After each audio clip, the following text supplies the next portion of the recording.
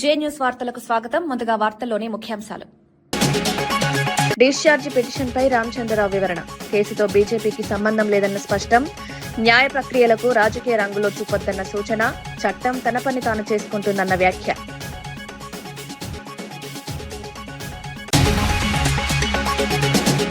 తను పార్టీని ప్రకటించాక చాలా సర్ప్రైజ్లుంటాయన్న కవిత. ఢిల్లీ మద్యం కేసు ఇంకా ఉందని బీజేపీ నేతలు మాట్లాడటం విడ్డూరమన్న కవిత. తనను 5 నెలల పాటు జైల్లో పెట్టి క్షోభకు గురిచేశారని, సమస్యలున్న చోట ఎప్పుడూ షో చేయడానికి వీల్లేదన్నారు. దేవాదాయ భూములు కట్టబెట్టడంపై గుడివాడ ఆగ్రహం. 100 కోట్ల విలువైన భూమి ప్రైవేటుకు ఇచ్చారన్న ఆరోపణ. కలెక్టర్ పాత్రపై ప్రశ్నలు లేవనెత్తిన మాజీ మంత్రి. సమగ్ర విచారణ జరపాలని అధికారులకు డిమాండ్. రైస్ మిల్లర్లపై అక్రమ కేసులు బనాయిస్తున్నారన్న ఆరోపణ. కమిషన్లు ఇవ్వలేదని ఒత్తిడి తెస్తున్నారన్న విమర్శలు. వ్యాపార వర్గాలపై భయాందోళనలు సృష్టిస్తున్నారన్న వ్యాఖ్య. వేధింపులు ఆపాలని మాజీ మంత్రి జగదీష్ రెడ్డి డిమాండ్. మూసీ ప్రాజెక్టుపై చిల్లర రాజకీయాలు మానాలని చినగాని దయాకర్ సూచన. 55 కిలోమీటర్లు శుభ్రపరిచే పనులు ప్రారంభం. భవిష్యత్ తరాలకు పునర్జీవనాది లక్ష్యమన్న వ్యాఖ్య. అభివృద్ధిని అడ్డుకోవడం సరికాదన్న విమర్శ.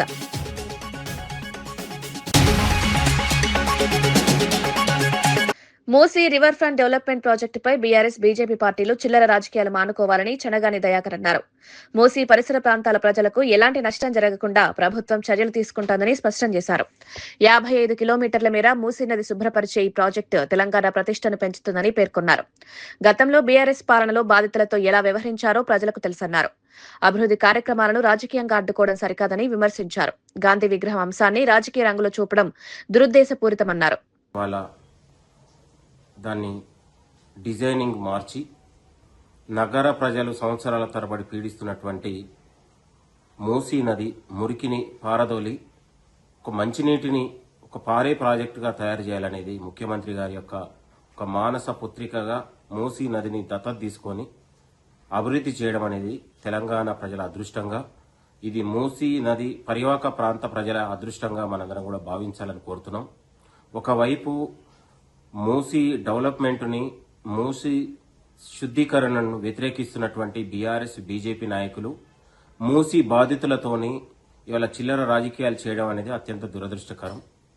ఇవాళ ప్రతిపక్షాలు వెన్నపూసలేని ప్రతిపక్ష నాయకులు మూసీ బాధితులని పేరు పెట్టుకొని దాన్ని ఒక రాజకీయం చేయడం, ఫోటోల కోసం ఫోజులు ఇచ్చి రోజుకొక లీడర్ పోయి వాళ్ళని మానసికంగా మరింత రెచ్చగొట్టే ప్రయత్నాలు బీఆర్ఎస్ బీజేపీ నాయకులు చేయడం అనేది అత్యంత దురదృష్టకరం. తెలంగాణలో ప్రతిపక్ష నాయకుల తీరు అనేది దౌర్భాగ్యం, అంతకంటే మించిది ఏం లేదు. కాబట్టి బీఆర్ఎస్ బీజేపీ నాయకులకు, మరీ బీజేపీ నాయకులకు ఈరోజు గాంధీ విగ్రహాన్ని పెడితే కూడా వ్యతిరేకించే ప్రయత్నం జరుగుతూ ఉంది. గాంధీ సరోవర్ ప్రాజెక్టును పూర్తిగా వ్యతిరేకిస్తూ గాంధీ విగ్రహం పెట్టడానికి కూడా బీజేపీ నాయకులు వ్యతిరేకించడం అంటేనే ఇవాళ మహాత్ముడికి ఇవాళ ఎంత పెద్ద ద్రోహం తలపెడుతున్నారనే విషయాన్ని కూడా మనకు అర్థమవుతా ఉంది. ఏది ఏమైనా ఇవాళ కాంగ్రెస్ ప్రజాపాలనలో మూసీ నది పునర్జీవ నదిగా శుద్ధీకరణ జరగడం అనేది ఈ ప్రాజెక్టును మనందరం కూడా స్వాగతించాలని కూడా కోరుతా ఉన్నాం. మూసీ పరిసర ప్రాంతం కావచ్చు, దాని ఉన్నటువంటి ఆనుకొని సంవత్సరాల తరబడి జీవిస్తున్నటువంటి ఇవాళ అక్కడ ఉన్నటువంటి బాధితులకు ఎక్కడ కూడా ఈ ప్రభుత్వం అన్యాయం చేయట్లేదు.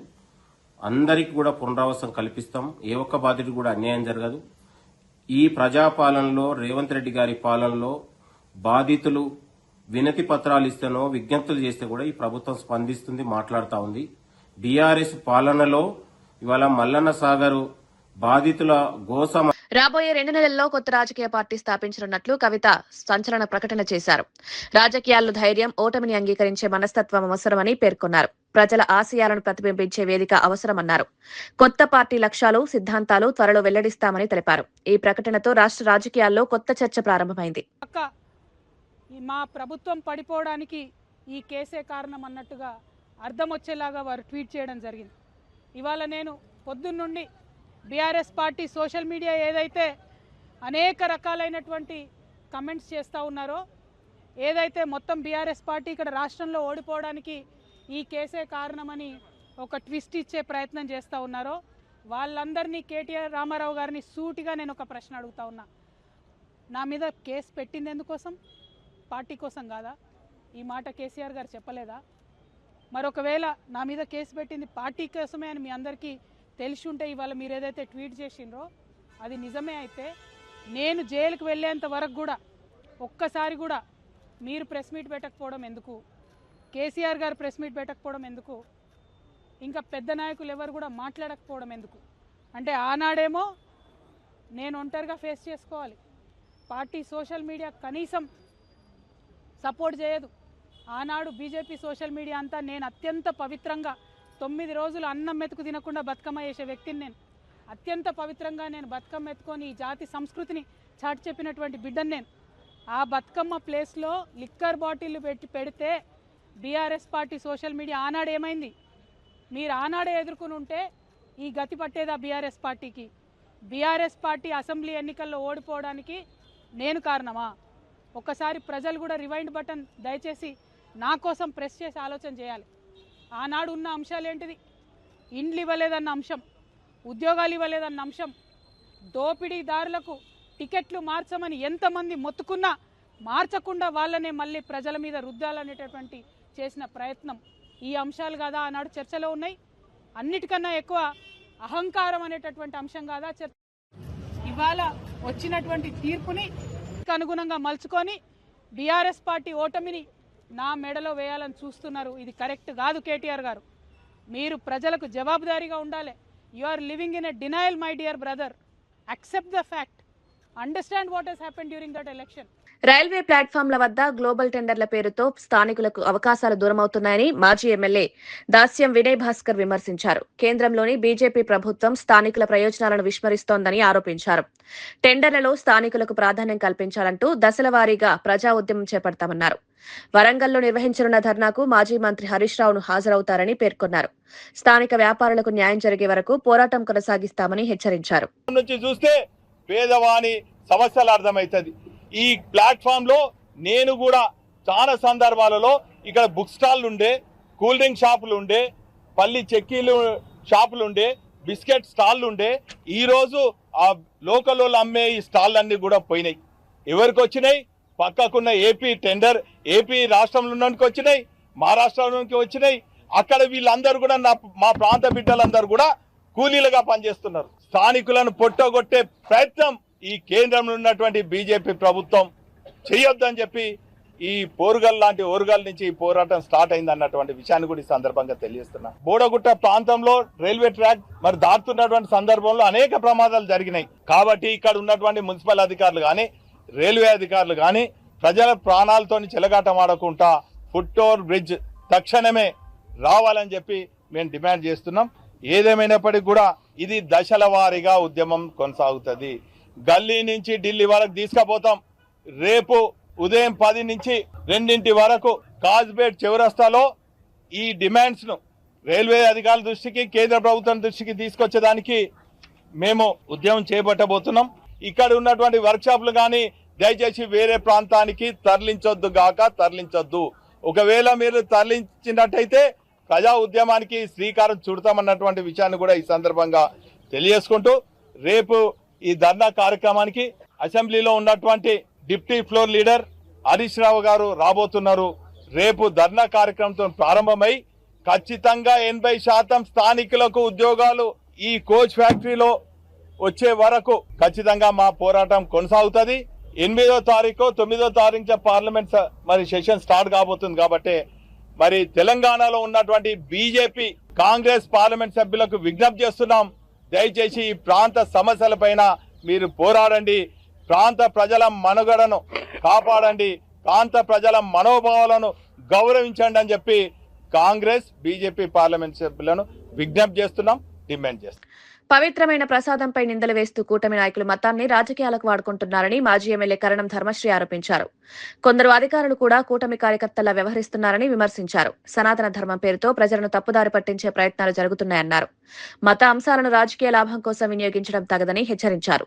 ప్రజల విశ్వాసాలను దెబ్బతీసే విధంగా వ్యాఖ్యలు చేయకూడదన్నారు. ప్రభుత్వానికి ఒక కార్యకర్తగానో, కూటమి నాయకురాలుగా ఈ రోజు జిల్లా మెజిస్ట్రేట్ కు ఉన్నటువంటి వ్యక్తి ఉండడం, అది దేవాదాయ ధర్మాదాయ శాఖలకు భూమి. ఖమ్మమ్మ ఆవిడ పేరు దూరి కామమ్మ అనే సత్తరు అనేది పేరు అనమాట. యాక్చువల్గా అనకాపల్లిలో వాసవి చెందుతాయని చెప్పి దూరి కామమ్మ అనే వ్యక్తి, సూరాన్ అనే వ్యక్తి ఇద్దరు కలిపి బ్రాహ్మణుల భోజన వసతి కోసం ఆ రోజు అన్నదాన సత్తరువుని ఏర్పాటు చేసి అది చౌట్రీని ఎండోమెంట్ లో ఉంచి దాన్ని కాపాడి అక్కడ వర్తకులకి బ్రాహ్మణులకి భోజన నిమిత్తం ఇచ్చినటువంటిది సత్రం. అది ఇది అందరికీ తెలుసు. అనకాపల్లి జిల్లాలో ఉన్నటువంటి ప్రతి ఒక్కరికి తెలుసు.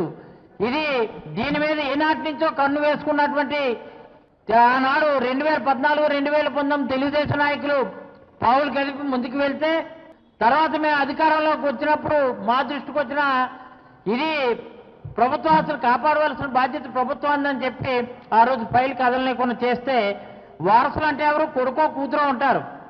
కానీ కౌలుదారుడిగా ఉన్నటువంటి చింతల్లి చేత ఒక సోమవారం పూట స్పందనలో పేపర్ ఇచ్చినట్టు ఇచ్చి తక్షణమే ఈ కలెక్టర్ గారు వచ్చిన తర్వాత జూలై నుంచి సర్వేయంగా యమా స్పీడ్గా పరిగెట్టింది. ఈ ఫైలు పరిగెట్టడమే కాదు, ఇది క్లియర్గా ఎండోమెంట్ తాలూకు ఆస్తని 100 కోట్లు విలువైనటువంటి ఆస్తని దానిలో సగమైనా సరే కైంకర్యం చేసుకుందాం, మన సర్వీసులో ఉంటుండగా ఇంత సంపాదించుకోలేం, ఇది వెంటనే సంపాదించుకోవచ్చని దుగ్ధతో చేసినటువంటి దుర్మార్గమైనటువంటి చర్య ఇది. మరి ఒక ఉన్నతమైనటువంటి స్థానంలో పేదవాడి భూమిని కాపాడవలసిన బాధ్యత లేదు, ప్రభుత్వం తాలూకు భూమిని కాపాడవలసిన బాధ్యత మీది. ఇప్పుడే అమర్నాథ్ చెప్పాడు. నల్గొండ జిల్లా రైస్ మిల్లర్లపై కాంగ్రెస్ మంత్రులకు కమిషన్లు ఇవ్వలేదనే కారణంతో అక్రమ కేసులు బనాయిస్తున్నారని మాజీ మంత్రి జగదీష్ రెడ్డి ఆరోపించారు. ఎన్నికల ఖర్చుల కోసం డబ్బులు సమీకరించడానికే ఈ ఒత్తిడులు చేస్తున్నారని విమర్శించారు. రైస్ మిల్లర్లను అరెస్టులు చేసి భయభ్రాంతులకు గురి చేస్తున్నారని అన్నారు.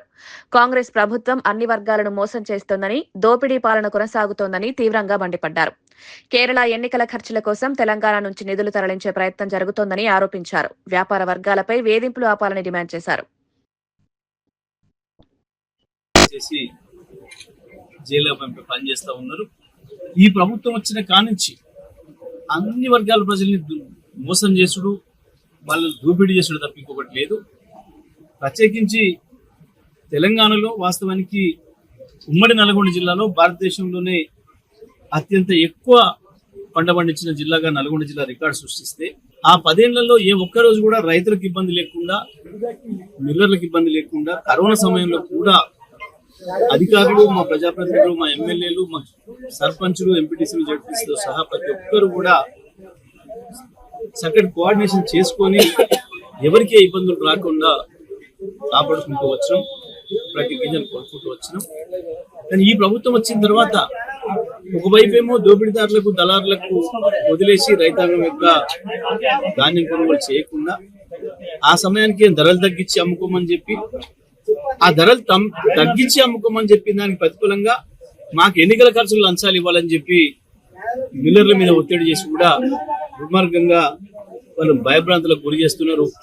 కొంతమందిని అరెస్ట్ చేయడం, మిగతా వాళ్ళకి ఫోన్ చేసి మీరు కూడా జైలు పోతారా, మాకేమైనా సమర్పిస్తారా అని చెప్పి ఈ రకంగా నల్గొండ జిల్లా మంత్రి కావచ్చు, సూర్యాపేట మంత్రి కావచ్చు, మంత్రులు కూడా దుర్మార్గమైన అవినీతికి పాల్పడుతున్నారు.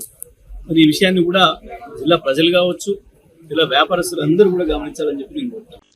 అనకాపల్లి నియోజకవర్గంలో 100 కోట్ల రూపాయల విలువైన దేవాదాయ శాఖ భూమిని ప్రైవేట్ వ్యక్తులకు కట్టబెట్టారని మాజీ మంత్రి గుడిమాడ అమర్నాథ్ ఆరోపించారు. బ్రాహ్మణ భోజన సత్రం కోసం దాతలిచ్చిన భూమిని ఇతర ప్రయోజనాలకు వినియోగిస్తున్నారని మండిపడ్డారు. కలెక్టర్ పాత్రపై కూడా ప్రశ్నలు లేవనెత్తారు. దేవాదాయ భూముల పరిరక్షణలో వ్యవస్థలు విఫలమయ్యాయని అన్నారు. ఈ అంశంపై సమగ్ర విచారణ జరపాలని డిమాండ్ చేశారు. తారాదత్తం చేసినటువంటి కాపీ ఇది. ఇంత పెద్ద ఎత్తున ఇది ఇందాక నేను చెప్పినట్టు 1915లో ఎవరైతే ఈ దూరి కామమ్మ అనేటువంటి వారు డొనేట్ చేశారో 1915 డాక్యుమెంట్ ఇది. ఇది బ్రాహ్మణుల సత్రం కోసం, బ్రాహ్మణులకి భోజనాలు నిమిత్తం నిర్మించాల్సినటువంటి సత్రం గురించి మేము ఆ టెంపుల్కి ఇస్తున్నట్టుగా ఎవరైతే కౌలుదారుడు ఉన్నాడో కౌలుదారుడికి సంబంధించినటువంటి పాస్బుక్ క్లియర్ గా కౌలుదారుడు అని చెప్పి పాస్బుక్ ఉంది. ఇవన్నీ ఉన్నా సరే మరి కలెక్టర్ గారికి కనబడలేదు. ఓ పక్కేమో హిందుత్వం గురించి, దేవాలయాల గురించి, దైవం గురించి, మతం గురించి ప్రభుత్వాలు మాట్లాడుతున్నా ఉన్నాయి. ఓ పక్కేమో దేవుడి భూములు కైంకర్యం అయిపోతా ఉన్నాయి. ఇప్పుడు కూడా నాకు తెలిసి నేను మొట్టమొదటిసారి నా రాజకీయ చరిత్రలో 20 సంవత్సరాలు నేను వచ్చిన 2 దశాబ్దాలు పూర్తయింది. 2006లో రాజకీయాల్లోకి వచ్చా, 2026 మొట్టమొదటిసారి ఒక అధికారి మీద, ఒక ఐఏఎస్ అధికారి మీద, ఈరోజు దేశంలోనే అత్యున్నతమైనటువంటి పదవి ఐఏఎస్ పోస్ట్, అటువంటి పోస్ట్ లో ఉన్నటువంటి అధికారి ఈ పనులు చేస్తా ఉన్నారనంటే అసలు ఏమనాలి? వ్యవస్థలు ఏమైపోతా ఉన్నాయి? జిల్లాలో మీరు వచ్చి 2 సంవత్సరాలు అనకాపల్లి జిల్లా కలెక్టర్గా వచ్చి దాదాపు 20 మాసాలు పూర్తయింది. చెప్పండి, మీరు చేసినటువంటి మార్క్ ఏంటి చెప్పండి అనకాపల్లి జిల్లా మీద. ఓ పక్కేమో షుగర్ ఫ్యాక్టరీ, చోడవరం షుగర్ ఫ్యాక్టరీకి చైర్మన్ గా ఉన్నారు. ఎవరే చైర్మన్ గా ఉన్నారు. మొట్టమొదటిసారి 65 సంవత్సరాల చరిత్రలో మొదటిసారి షుగర్ ఫ్యాక్టరీ ఆగిపోవడం ఈ సంవత్సరం. గత సంవత్సరం 36 కోట్ల రూపాయలు రైతులు బకాయిలు చెల్లించలేదు, మాట్లాడరు. ఈ సంవత్సరం 3,300 రూపాయలు చెరుకు టన్నుకి చెల్లించాలని చెప్పి ప్రైవేట్ ఫ్యాక్టరీలు తరలిస్తున్నటువంటి క్రమంలో రేటు 3,300 రూపాయలు చెరుకు ఫిక్స్ చేస్తే రైతుకేమో 2,800 రూపాయలు ఇస్తా ఉన్నారు. కలెక్టర్ మాట్లాడదు, వాళ్ళు మాట్లాడరు. 500 రూపాయలు ఏమైపోయినట్టు, ఎవరి జేబులోకి వెళ్ళిపోయినట్టు. దాదాపు 1,00,000కు పైగా టన్నులు అనకాపల్లి, చోడవరం, మాడుగుల ప్రాంతం నుంచి ఈరోజు ప్రైవేట్ ఫ్యాక్టరీలకు వెళ్ళినాయి. అనకాపల్లి నడిబొడ్డున దాదాపు గజం 1,50,000 నుంచి 2,00,000 రూపాయలు విలువైనటువంటి ప్రాంతంలో దాదాపు 6,000 గజాలంటే ఆప్ నాయకుడు అరవింద్ కేజ్రీవాల్ కేంద్ర ప్రభుత్వంపై తీవ్ర విమర్శలు చేశారు. తాను మనీష్ సిసోడియాను అక్రమంగా జైలుకు పంపి ఢిల్లీ అభివృద్ధిని అడ్డుకున్నామని ఆరోపించారు. ఢిల్లీలో కాలుష్య సమస్యపై కేంద్రం నిర్లక్ష్యం చూపుతోందని విమర్శించారు. ప్రజల సంక్షేమం కంటే రాజకీయాలకు ప్రాధాన్యమిస్తున్నారన్నారు. దేశీయ, అంతర్జాతీయ అంశాలపై ప్రధాని స్పందన ప్రశ్నించారు. तो उन्होंने एक षड्यंत्र रचा। जनता जानती है कि केजरीवाल ईमानदार, उन्होंने क्या केजरीवाल की ईमानदारी पे चोट करो। जनता जानती है कि आम आदमी पार्टी ईमानदारी, उन्होंने कहा आम आदमी पार्टी की ईमानदारी पे चोट करो। उन्होंने आम आदमी पार्टी को खत्म करने के लिए षड्यंत्र रचा और बोले केजरीवाल बेईमान है, केजरीवाल बेईमान है, केजरीवाल बेईमान है, केजरीवाल ने शराब घोटाला किया, केजरीवाल पैसे खा गया, केजरीवाल ने 100 करोड़ रुपए खा लिए। मैंने जिंदगी में केवल ईमानदारी कमाई है, मैंने जिंदगी में केवल इज्जत कमाई है, एक नया पैसा नहीं कमाया मैंने अपनी जिंदगी में। इन लोगों की तरह नहीं हूं मैं। मैंने जिंदगी में एक नया पैसा नहीं कमाया, केवल ईमानदारी कमाई है। और ये उस ईमानदारी के ऊपर चोट करना चाहते थे, उसके लिए इन्होंने षड्यंत्र रचा था। आज कोर्ट के ऑर्डर के बाद ये साबित हो गया देश के सामने, केजरीवाल कट्टर ईमानदार है, मनीष सिसोदिया कट्टर ईमानदार है, संजय सिंह कट्टर ईमानदार है, दुर्गेश कट्टर ईमानदार है, आम आदमी पार्टी कट्टर ईमानदारी है। हम नहीं कह रही है, कोर्ट ने सारे देश के सामने बोला है। कई लोग ये कहते हैं जेल से आने के बाद केजरीवाल चुप क्यों हो गया, केजरीवाल गायब हो गया, केजरीवाल कहां गया। मैं कोई नेता नहीं हूं, मैं कोई पॉलिटिशियन नहीं हूं। पॉलिटिशियन को फर्क नहीं पड़ता, उनको 4 गाली दे दो, मोटी चमड़ी होती है उन्हें। मैंने जिंदगी में केवल ईमानदारी कमाई है। मेरे को जब कोई बेईमान बोलता है मुझे फर्क पड़ता है। मेरे को जब जेल भेजा जाता है, मेरे परिवार के ऊपर ताने मारे जाते हैं, मेरे को फर्क पड़ता है। केजरीवाल को फर्क पड़ता है। इसलिए मैंने तय किया था कि जब सारे देश के सामने मैं निर्दोष साबित हो जाऊंगा तब तक मैं चुप रहूंगा। आज मेरे दिल से बहुत बड़ा बोझ उतर गया। मैं मोदी जी को कहना चाहता हूं, मोदी जी आपने हमारे ऊपर इतने केस कर लिए, आपने ईडी छोड़ दी, आपने सीबीआई छोड़ दी, आपने पुलिस छोड़ दी, आपने इनकम टैक्स छोड़ दिया हमारे पीछे, आपने जेल भेज दिया हमारे। కేంద్ర ప్రభుత్వం చేపట్టిన రీఫార్మ్ ఎక్స్ప్రెస్ లో భాగంగా ఆయా శాఖల సంస్కరణలపై సమగ్ర నివేదికలు సిద్ధం చేయాలని మోదీ మంత్రులకు ఆదేశించారు. గతంలో సాధించిన విజయాలు, భవిష్యత్తు సంస్కరణలు, వాటి గడువులను స్పష్టంగా వివరించాలని అన్నారు. 2047 వికసిత్ భారత్ లక్ష్యాన్ని సాధించడంలో ఈ సంస్కరణలు కీలకమని ప్రధాని అభిప్రాయపడ్డారు. నిర్మాణాత్మక సంస్కరణలు, పాలన సరళీకరణ ద్వారా సామాన్య ప్రజలకు ప్రయోజనం చేకూరుతుందన్నారు.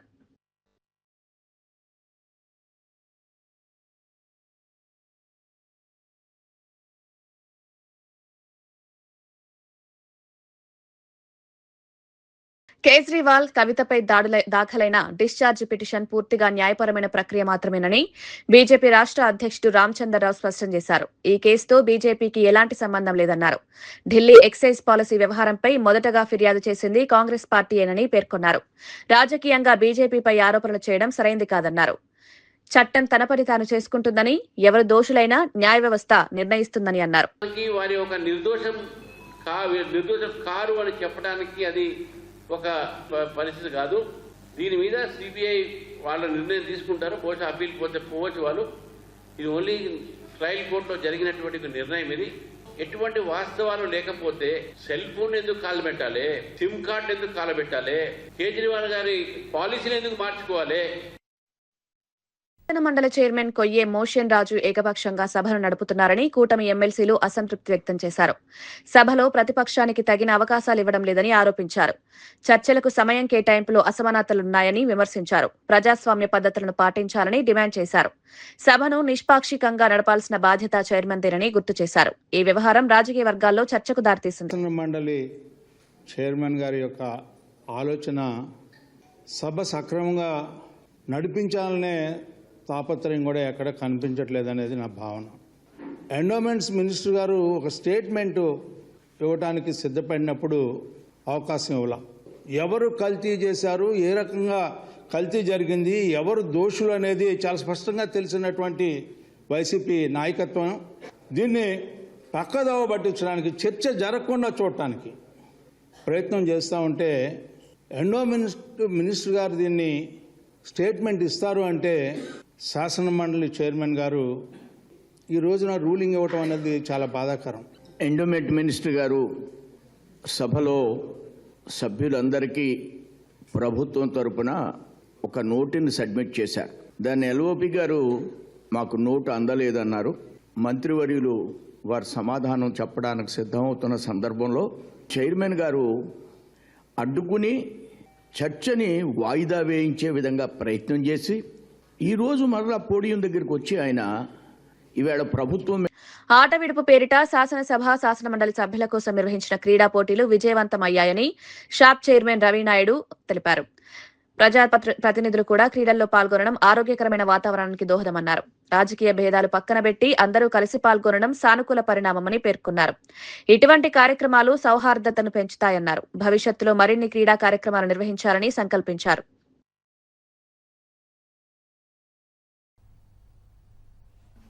వైసీపీ సోషల్ మీడియా నిజంగా సిగ్గుందా అని అడుగుతున్నా. మళ్ళా అసలు క్రీడలంటే మీకు తెలుసా అని అడుగుతున్నా.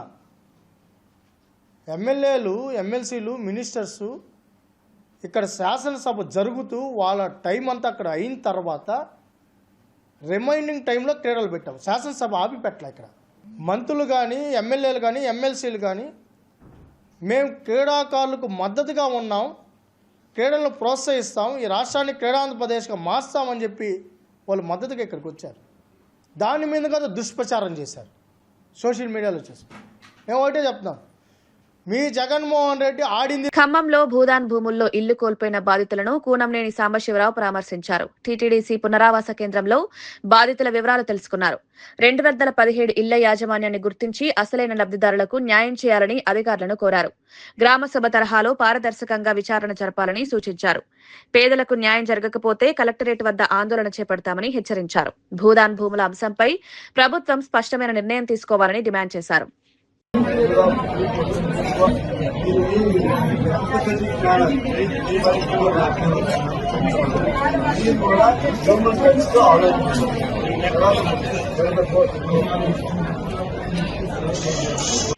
నటుడు విజయ్ దేవరకొండ, రష్మిక మందన వివాహం అనంతరం శంషాబాద్ విమానాశ్రయానికి చేరుకున్నారు. రాజస్థాన్ లో జరిగిన వారి వివాహ వేడుక తర్వాత ఈ నూతన దంపతులు హైదరాబాద్ కు వచ్చారు. విమానాశ్రయంలో అభిమానులు, మీడియా ఆసక్తిగా ఎదురుచూస్తున్నారు. పెళ్లి వేడుకను గోప్యంగా నిర్వహించినప్పటికీ వారి చేరికతో సోషల్ మీడియాలో సందడి నెలకొంది. అభిమానులు వారికి శుభాకాంక్షలు తెలియజేశారు. సినీ పరిశ్రమలో ఈ జంట వివాహం హాట్ టాపిక్ గా మారింది.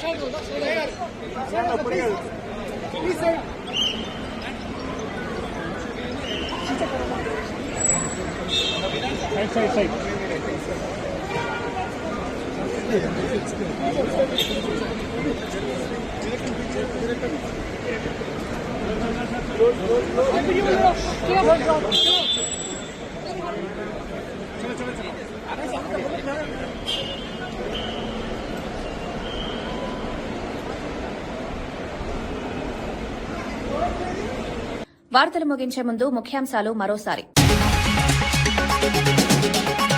డిశ్చార్జ్ పిటిషన్పై రామచంద్రరావు వివరణ. కేసుతో బీజేపీకి సంబంధం లేదన్న స్పష్టం. న్యాయ ప్రక్రియలకు రాజకీయ రంగులో చూపొద్దన్న సూచన. చట్టం తన పని తాను చేసుకుంటుందన్న వ్యాఖ్య.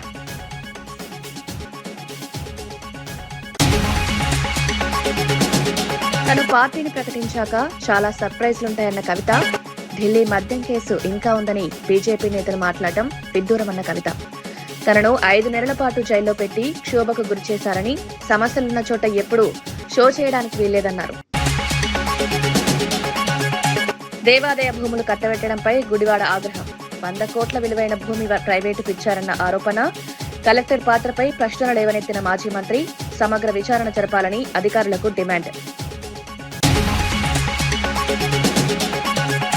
రైస్ మిల్లర్లపై అక్రమ కేసులు బనాయిస్తున్నారన్న ఆరోపణ. కమిషన్లు ఇవ్వలేదని ఒత్తిడి తెస్తున్నారన్న విమర్శలు. వ్యాపార వర్గాలపై భయాందోళనలు సృష్టిస్తున్నారన్న వ్యాఖ్య. వేధింపులాపాలని మాజీ మంత్రి జగదీష్ రెడ్డి డిమాండ్. మూసీ ప్రాజెక్టుపై చిల్లర రాజకీయాలు మానాలని చనగాని దయాకర్ సూచన. 55 కిలోమీటర్లు శుభ్రపరిచే పనులు ప్రారంభం. భవిష్యత్ తరాలకు పునర్జీవనాది లక్ష్యమన్న వ్యాఖ్య. అభివృద్ధిని అడ్డుకోవడం సరికాదన్న విమర్శ.